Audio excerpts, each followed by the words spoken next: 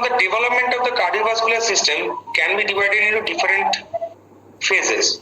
First, you have to know what is the way of development of a blood vessel, known as the vasculogenesis. So, first you have to know what is vasculogenesis.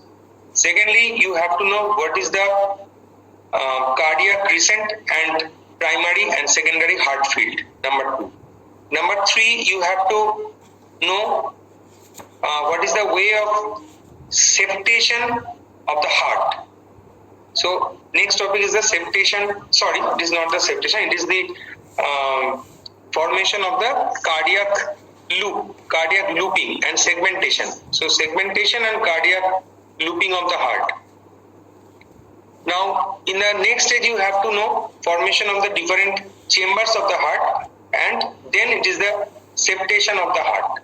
That means formation of different cardiac septum inside the heart, as it indicates the development of the intra-atrial septum and intraventricular septum. So there are several stages. First you have to know what is the cardiac heart field, or the primary and the secondary heart field. Usually this heart field is developed from the progenitor cells that are situated at the cephalic part of the primitive string, this area. From here, the cell will migrate and will form a crescent sepate. You can see there is a crescent sepate heart field just cephalic to the formation of the notochord. So this is known as the cardiac crescent. It develops within the sphygmopleuric layer of the mesoderm, and it is situated at the cephalic part of the embryo. Now, these cardiac progenitor cells arise during the from the cranial third of the primitive string, we have already discussed. Now it is localized within the cranial lateral plate mesoderm, and then formation of the cardiac crescent. Now the cells within the cardiac crescent constitute the primary heart field. That means that you have seen here, that is here. This cardiac crescent indicate the primary heart field where the heart will develop. Now another thing is there known as the secondary heart field. The secondary heart field is developed just medial and adjacent to the primary heart field. So here you can see secondary heart field is nothing but the intermediate mesoderm immediately adjacent and medial to the initial crescent. So source of development of the heart from two heart fields. Remember this thing, one is the primary heart field, another one is the secondary heart field. Primary heart field developed near the cephalic end of the embryo. It is crescentic in shape, and the origin of the cell is the progenitor cell from the cranial part of the primitive string. You have to remember these points. Now, in the next stage, you can see this is the heart, and this you can see there are two different colors are used here. This dark red color is used where the source is the primary heart field, the cells from the primary heart field. For example, right atrium, left ventricle and the left atrium, they are developed from the primary heart field. But the right ventricle and its outflow tract will be developed from the secondary heart field. Most of the textbook possibly doesn't mention the existence of the secondary heart field, but I suggest you that you should write two heart fields. That is the primary heart field. You can see here, this red part is the primary heart field. This is the primary heart field. Just medial and adjacent to it, you can see the light colored zone is the secondary heart field. So from two heart fields, the heart will develop. And this heart field will develop within the mesoderm. Secondly, it is situated at the cranial end of the embryo. Thirdly, it is crescentic in appearance. Fourthly, the source is the primitive string. Now, within the heart field, the next question comes, within the heart field, how the heart will develop. Before that you have to know what is the way of formation of the blood vessels. Formation of the extraembryonic fold and intraembryonic blood vessels along with the primitive heart tube. কি করে হচ্ছে? Just see the process of vasculogenesis and angiogenesis. There are two terminologies. One is known as the vasculogenesis, that means the formation of the blood vessels, and angiogenesis is nothing but the branching part of these blood vessels. So just see, these cells are the undifferentiated mesodermal cells. Now some of the undifferentiated mesodermal cells will be converted into the blood forming cells known as the hemangioblasts. Now the hemangioblast will be encircled by that undifferentiated cells, and the peripheral cells will be converted into the endothelial cells of that is the lining of the blood vessels, and the central cells that are situated inside, they will be converted into the hemopoietic stem cells. So vasculogenesis in a single line, the vasculogenesis occurs due to mesodermal to endothelial transformation of the cells, and the outer lining cells will form the lining of the endothelial lining of the blood vessels, and the inner cells will be converted into the blood forming cells. Now this is the vasculogenesis.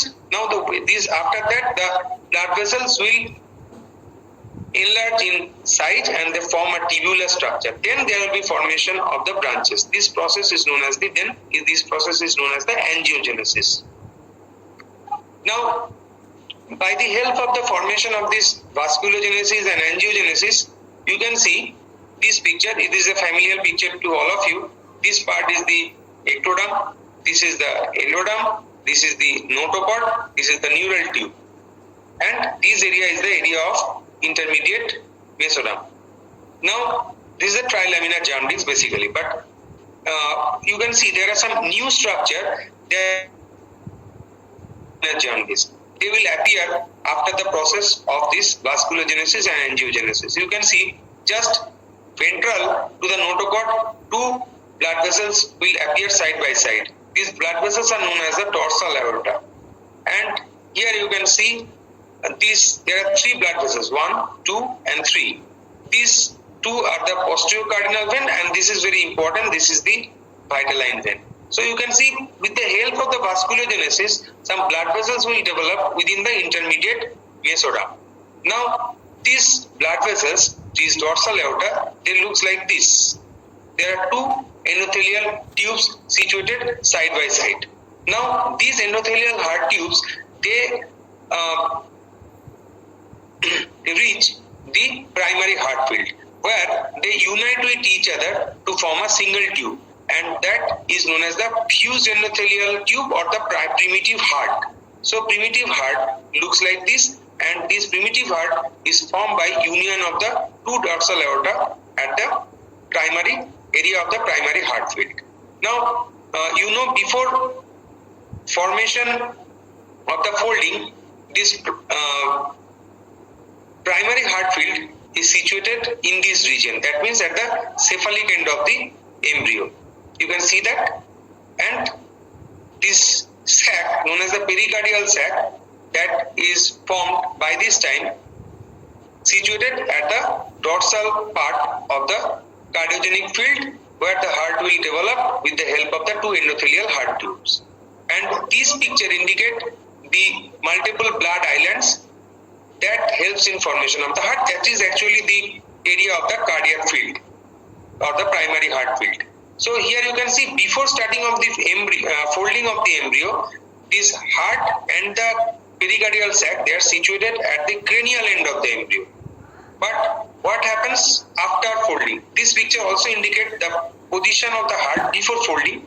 This is a clear picture for all of you. This is the endothelial heart tube within the primary heart field. Here you can see.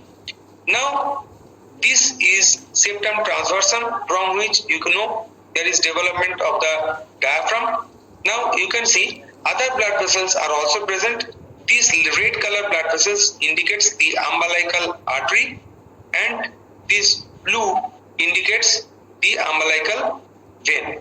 So this is the picture of the blood vessels from above the embryo, where you can see this is the artery, that is the dorsal aorta. They are continuous with the umbilical artery here, and these blue colored veins are the umbilical vein. You can see there are two other veins. They are situated here.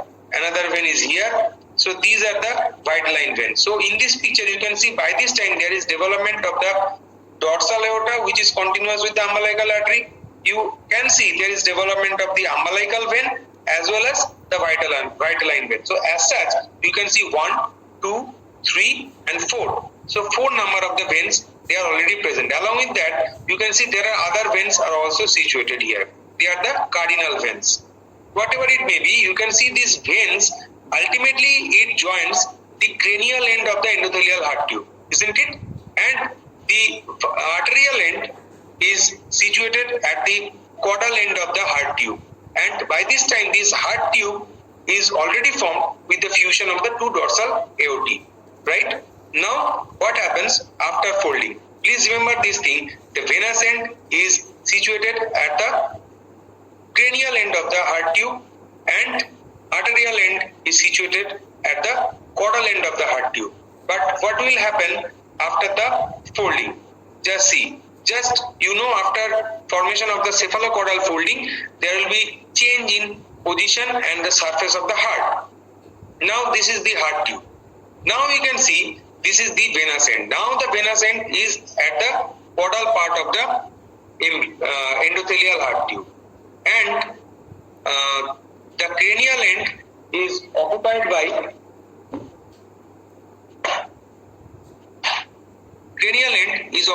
the blood vessels. Blood vessels means the artery, dorsal aorta, which is continuous with the umbilical artery. And venous end, you can see the umbilical vein. And what is the position of the pericardial sac? Initially, in the earlier picture, you have seen that it is situated at the dorsal part of the heart tube, right? And in between the pericardial sac and the septum, and the developing heart, the area, this striped area, is known as the myoepicardial mantle. Remember this thing? This area between the pericardial sac and the endothelial heart tube is known as the myoepicardial mantle. Now just see, after folding, this pericardial sac, now it is ventral in position, which was initially dorsal. And the myoepicardial mantle, it is now situated in front of the endothelial heart tube. So after the cephalocaudal folding, there will be reversal of the position of the heart tube. The cranial end become the caudal and the caudal end become the cranial one. Secondly, the pericardial sac, which was initially dorsal, now it becomes ventral, and the myoepicardial mantle, which is situated in between these two, it was also initially dorsal, now it becomes ventral. So this is the change of position after formation of the cephalocaudal folding, that is a head folding particularly. Now in this picture indicate the formation of the pericardial cavity. This is the yolk sac. You can see there is a constriction that appears here, and there is formation of the pericardial sac. That is not very important, but this part is important. What is the way of development of the definitive heart there? Now this development of the definitive heart, you can see the heart has some dilatation. They will appear gradually, as well as some constrictions will also appear. Initially there is 2, then the 2 becomes 4. Finally you can see the heart has this 4 dilatation and the constriction with it. Now what are the dilatation? What are the names of the dilatation? Actually these two are the endothelial heart tubes. This is the cephalic end, this is the caudal end.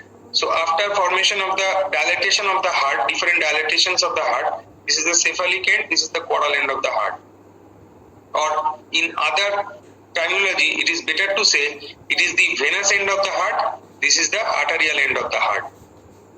It is easy to understand that this should be the venous end of the heart, this should be the arterial end of the heart. Now we will discuss the name of the different dilatation from vena ascent towards the arterial end of the heart. Remember this thing. First, near the vena ascent, you have seen this dilatation is known as the sinus venosus. Then you have seen another dilatation that is known as the primitive atrium. Now the next dilatation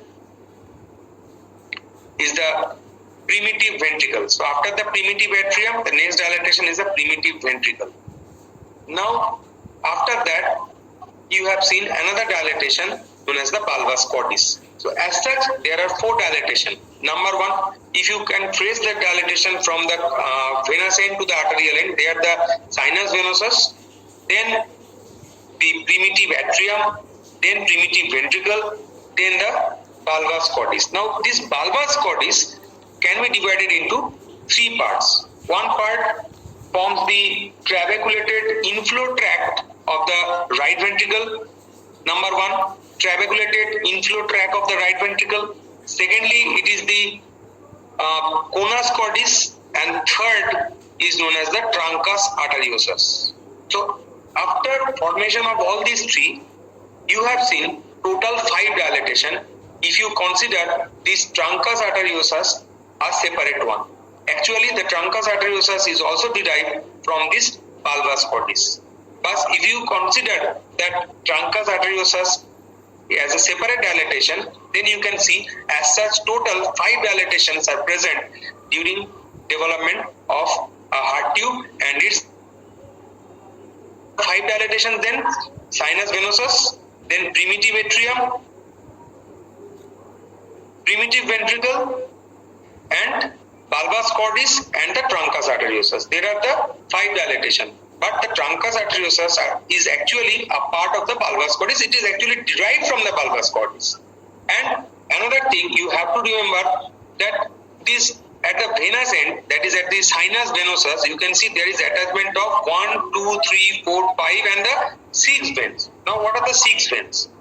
These 2 that are situated at the side of the sinus venosus, these are the known as the common cardinal vein or duct of Cuvier. These 2, 1 and 1. These 2 are the common cardinal vein or duct of Cuvier. Along with that, you can see other 4 veins are present here. These 2, 1 and 2, that are situated near the central part are known as the right and left vitelline vein. And these 2 that are situated by the side of the vitelline vein are nothing but the right and left umbilical vein. So as such, 6 veins communicates with the sinus venosus. 2 common cardinal veins or the duct of Cuvier, both are synonymous. Right and left vitelline vein in the central part, right and left umbilical vein just by the side of the vitelline veins.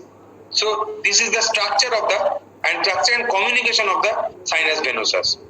If you consider the opposite side, that is the arterial end, the truncus arteriosus communicates with the dorsal aorta. The rest of the part of dorsal aorta that not helps in formation of the heart tube with the help of the 6 aortic arches. Initially, during the first stage of development, this truncus arteriosus connects with the dorsal aorta, respective dorsal aorta, with the help of the 6 aortic arches. And what are the fates? Different fates of the aortic arches, 1st to 6th, will be discussed in next or some other classes. Obviously, it is a separate chapter. What are the fate of the aortic arches? And it is also very important.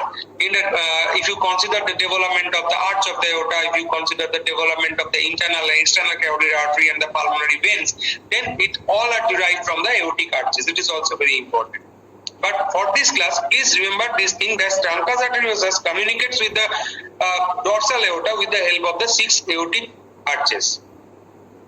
If this is clear, then we can move to the next slide. This is another slide representing the segment and dilatations of the heart during the first stage of the development after formation of the primary heart tube.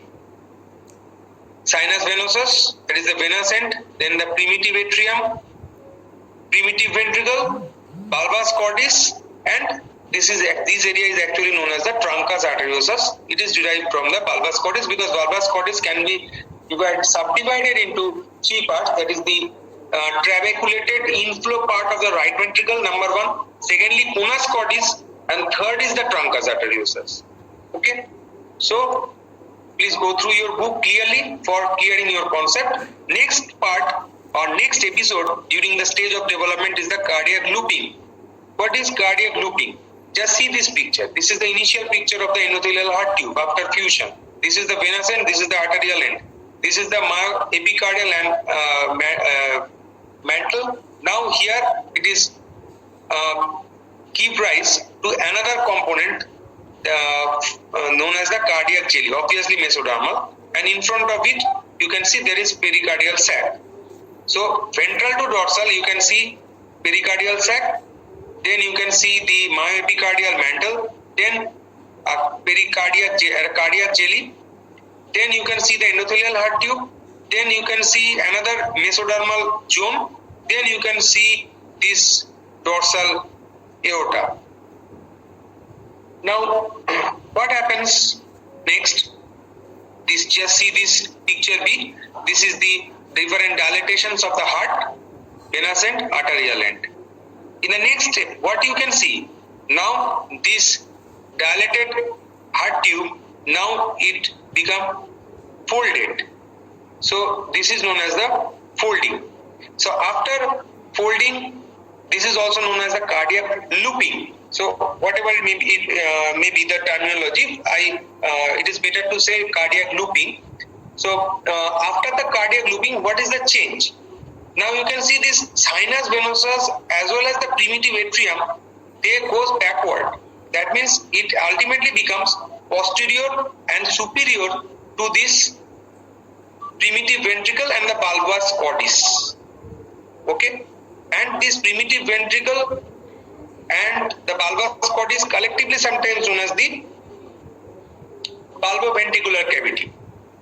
So whatever it may be, this primitive atrium as well as the sinus venosus becomes posterior and superior to this bulboventricular cavity. And by this time, within this mesodermal area, that will help in formation of the dorsal mesocardium, a gap will appear due to disintegration of the cell, through which one side may communicate with the opposite side. And this gap within the dorsal mesocardium, due to disintegration of the cells, helps in formation of the transverse sinus. That is the way of formation of the transverse sinus. That is why if you put your finger from the right side of the heart, if you lift the superior vena cava and introduce your hand and the pulmonary trend, it passes behind that thing. So this is the way of formation of the transverse sinus through the dorsal mesocardium. Now what are the causes of formation of this cardiac looping? The folding of the heart is known as the cardiac looping. Then what are the causes? This picture also shows how the cardiac looping occurs here. You can see in different books it is very much clear. This is the electron microscopic picture. This is the straight tube. Now it becomes gradually folded here, and after folding, the primitive atrium and the sinus venosus, they becomes posterior superior to it. If the contact classes can be permissible, I can show you how the cardiac looping will occur by showing them demonstration. But it is not practically possible to show that demonstration with the Zoom class or other methodology. Possibly if the class open in next or some next month, I can show you that thing. Now what are the causes of the cardiac looping and bending? Number one, the area is fixed. That means the heart tube is anchored at its both ends. Isn't it? The cardiac end, arterial end and the venous end, they are attached with some particular structures. The arterial end is attached with the dorsal aorta and the venous end is attached with the 6 veins totally. So they are fixed. Now if you think that if the both ends are fixed, and after that gradually the length length of the particular heart tube will increase enormously, then what will happen? Automatically there will be a folding. Second chance is the hydration of the cardiac jelly. This is another proposed theory. But I would like to share one thing, that the actual cause of bending or looping is still debatable. These are all the probabilities or hypotheses. Third thing is the hemodynamic forces of the circulating blood through the developing heart tube. Say another one is the asymmetrical difference between extracellular matrix like flexrin within the heart and dorsal mesocardium. It might exert some biochemical pressure on the heart tube that causes it to bend. So another important factor may be the extracellular matrix component like the flexrin. So these are the different probability. Now if the cardiac looping occurs in an reverse direction, then you can see this type of heart, that is the dextrocardia. That means the heart is situated opposite side of the thoracic cage. Occurs due to looping in reverse direction. Now next thing that is occurred during the time of development is the remodeling of the heart and formation of the different structures. Now just see what is the fate of sinus venosus first. This is the picture of the sinus venosus from the back, from the behind. Now you can see, if this is the sinus venosus is connected with 6 veins. This is the common cardinal vein or the duct of Cuvier. This is the right and the left umbilical vein.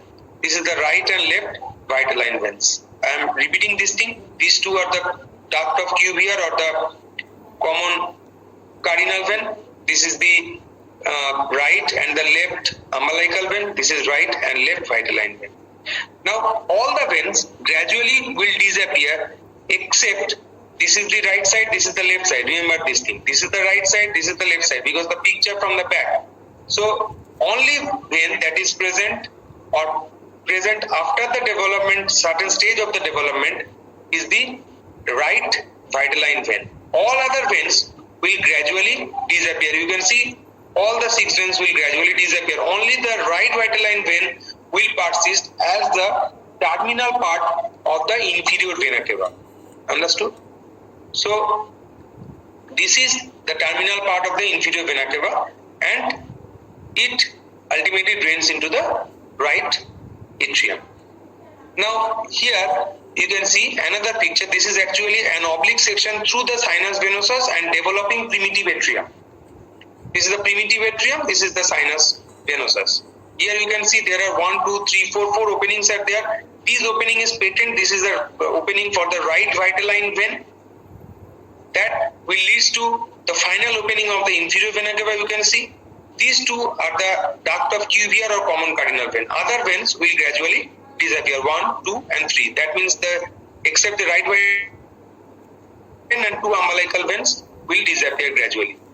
Now you can see this is the opening of the inferior vena cava, and this sinus venosus communicates with the primitive atrium by this opening, and this opening is guarded by 2 valves known as the right and the left venous valve. Now what is the fate of the sinus venosus? This right horn of the sinus venosus will incorporate in formation of the smooth part of the right atrium. Okay, and this left horn, it becomes the coronary sinus. Now the right cardinal vein will form this part, that is the intra-pericardial part of the superior vena cava.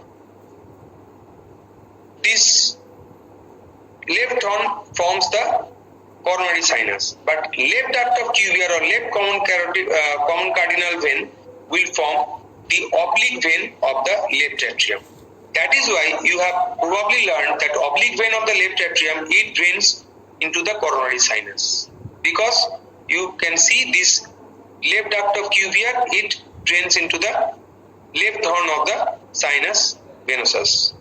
Horn means dilatation. So this part, right part, the sinus venosus, it has a dilated part known as the right horn of the sinus venosus. This part is the left horn of the sinus venosus. Right after puvia joins with the right horn, and left duct joins with the left horn.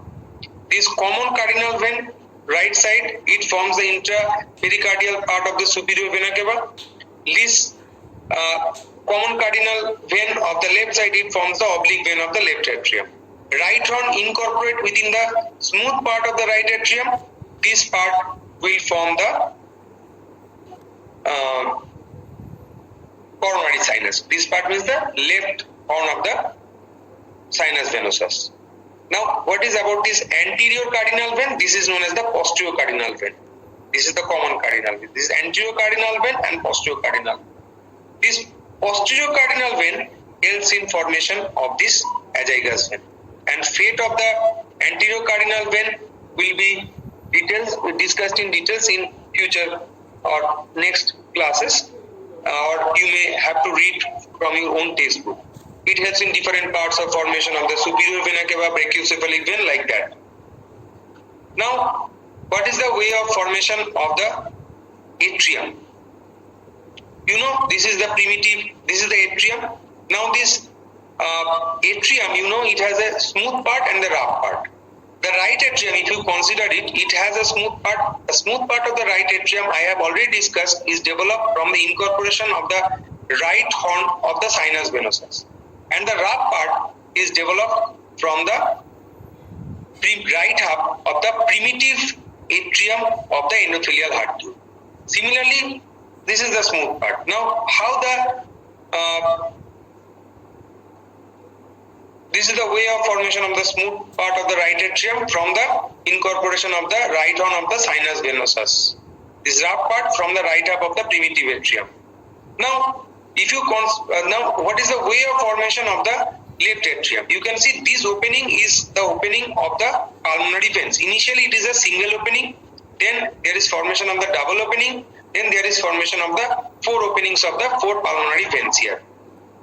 Now, the smooth part of the left atrium will develop from the incorporation of the endocardial cushion. I will discuss in the next class what is endocardial cushion. For this class, please remember, this smooth part of the left atrium will develop from the incorporation of these four pulmonary veins, specifically the endocardial cushion of the four pulmonary veins. And the rest of the part of the left atrium, that is the rough part of the left atrium, will develop from the left half of the primitive atrium of the endothelial heart tube. Only the outflow tract that communicating the atrium from the ventricle will develop from this terminal portion here. That is the ventral part is developed from the atrioventricular canal. This part is known as the atrioventricular canal. So I think that is sufficient for this class. From the next class, we'll discuss the rest of the thing. Possibly I will discuss the thing tomorrow. The next class will be discussing tomorrow, deals with the septation of the atrium, development of the intraatrial septum. So if you have any query, please put the query after completion of the class.